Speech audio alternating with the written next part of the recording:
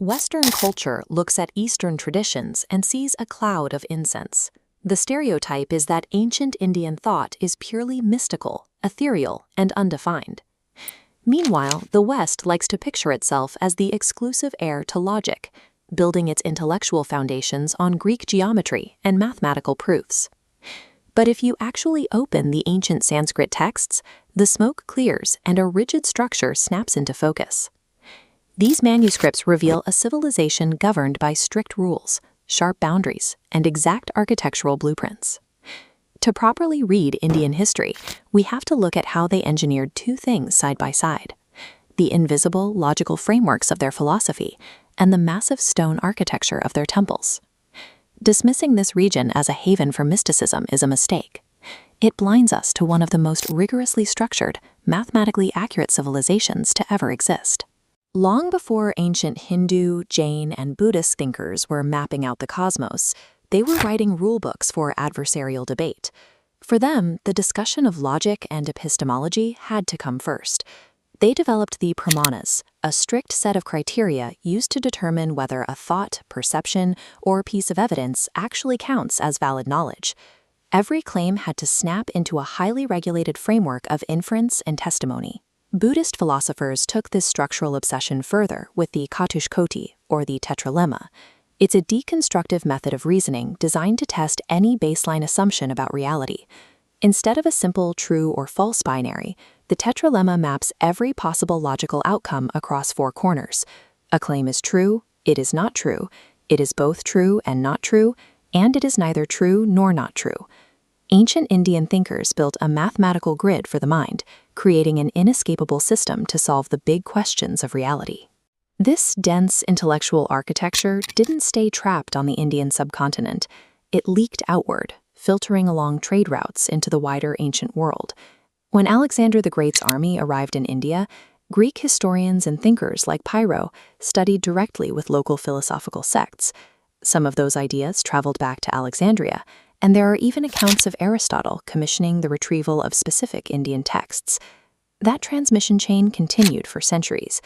By the 18th and 19th centuries, European scholars were poring over Persian and Latin translations of the Upanishads, absorbing structural concepts that influenced major Western thinkers. Ancient India functioned as a central node in a global cosmopolis of ideas, actively exporting the underlying logic that shaped early Eastern and Western thought. When a culture is obsessed with strict intellectual frameworks, that rigidity inevitably bleeds into physical space. To see how they built a house for their deities, you must look at their engineering. This is the Vastu Purusha Mandala. It is an 81-square geometric grid that serves as the absolute foundational blueprint for Hindu temple design. This grid operates as a symmetrical, self-repeating map of the cosmos. Every concentric zone and precise mathematical division corresponds to a specific mythological and astronomical function. This layout leaves nothing to artistic whim. The mathematics of the grid dictate the exact size, orientation, and placement of every single stone and chamber. The physical layout of the temple is the architectural manifestation of the exact same logic they used to structure their philosophical debates. To create the actual building, that flat geometric logic is simply pulled upward. The two-dimensional grid extrudes into a towering three-dimensional space, maintaining its strict proportions the entire way up. The core anatomy is visible in this floor plan. The nucleus is the Garbhagriha, or womb chamber, where the deity resides. It sits inside a perfect square, bordered by the mandapa, a pillared hall where devotees assemble.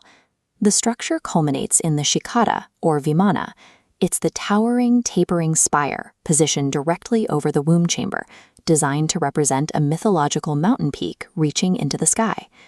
This graphic illustrates how these base rules birthed distinct regional styles. In the north, the Nagara style features a convex tower. In the south, the Dravidian style builds upward in stepped pyramidal layers.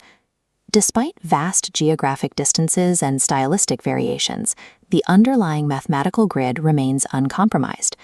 Whether you are examining 12th century critical theory or massive stone monuments, the true hallmark of India is profound interconnected structure.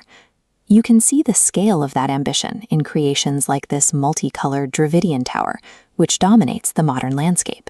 Engaging with an ancient Indian temple or philosophical text is an encounter with a precise engineering culture. This suggests a need for fusion philosophy. If we look past old stereotypes, we find that the architecture of human thought has always been a brilliantly structured global endeavor.